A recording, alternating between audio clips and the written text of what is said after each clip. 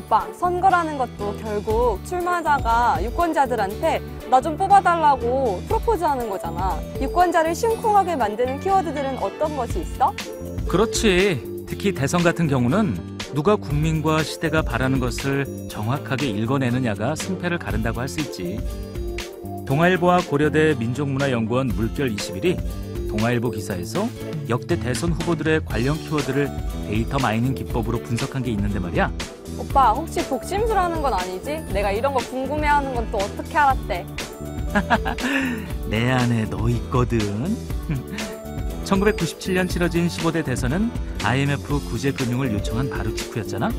이때는 경제 파탄, 경제 위기, 정권 교체가 최다 키워드로 등장했어. 당시 여권의 이회창 한나라당 후보는 삼김 청산을 내세웠지만 이슈가 되지 못했어. 이회창 후보 자신과 관련된 부정적인 키워드들인 아들, 병역 면제, 대선 자금, 경제 파탄, 친인척 비리 등에 묻혀버린 거지. 그래서 결국 국민들은 40.27 대 38.74%로 준비된 경제대통령의 이미지를 내세운 김대중 후보를 대통령으로 뽑았다는 거지. 그럼 16대 대선은? 16대 대선은 민주당의 노무현 후보의 키워드가 대선 흐름을 완전히 장악했어.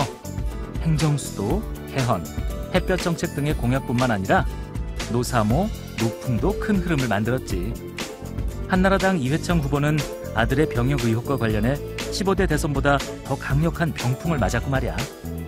국민들은 그래서 48.91% 대 46.58%로 노무현 후보의 손을 들어줬던 거구나. 15대, 16대 대선 모두 다 2% 내외의 박빙이었네.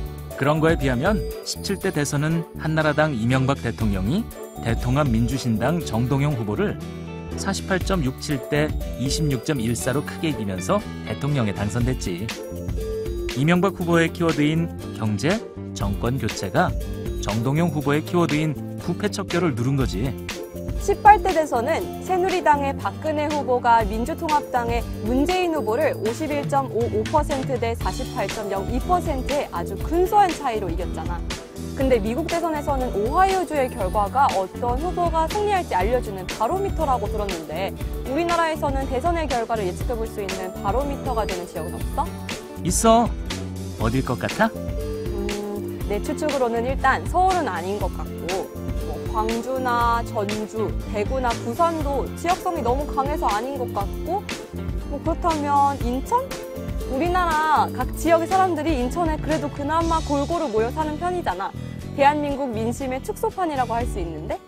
오, 정확한 추리인데 대선 최종 득표율과 가장 비슷한 지역구는 바로 인천이야. 18대 대선 때는 거의 똑같았고 15대, 16대, 17대 대선 때도 가장 비슷한 득표율을 보여주고 있어.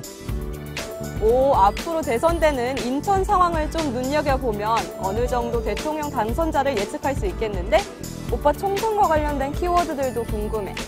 1960년에 치러진 5대 총선과 6대 총선에서는 고무신, 막걸리가 유권자, 표, 운동원 등과 함께 나타났어. 집권당이 선거에 홍반장을 동원해 막걸리 한 잔이나 고무신 한 켤레를 미끼로 유권자들의 표심을 현혹한 거지. 막걸리 한 잔, 고무신 한 켤레에 자신의 소중한 한 표를 팔았던 시대도 있었던 거네. 그렇지. 2000년에 16대 총선에 시민단체의 정치 참여가 활발해지면서 인터넷이 중요한 키워드로 등장한 것과 비교해보면 격세지감이지. 16대 총선에는 낙선운동과 개혁도 영향력 있는 키워드였어. 17대 총선에서도 개혁은 큰 힘을 발휘했고 말이야.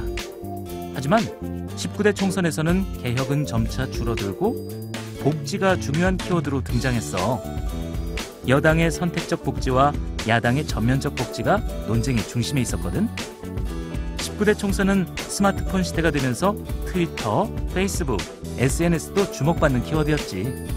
오빠, 근데 내가 선거에 관심 있는 거는 어떻게 알고 요즘 이렇게 자료를 다 공부해 놓은 거야? 그건 내 안에 너 있기 때문이라니까. 그것도 그거지만 네가 요즘 스마트폰 검색할 때 유독 선거라는 말을 많이 치더라고. 너의 관심사를 데이터 마이닝 기법으로 관찰했다고나 할까? 데이터 마이닝 기법을 잘 활용하면 국민들이 어떤 것에 관심을 갖는지 마음을 읽을 수 있는 독심술사가 될 것 같은데 앞으로 대선이나 총선에서 후보자들이 국민들을 위한 멋진 독심술사가 됐으면 좋겠어. 통계 알면 알수록 재밌네. 나도 이제 멋진 통계인이 돼야지.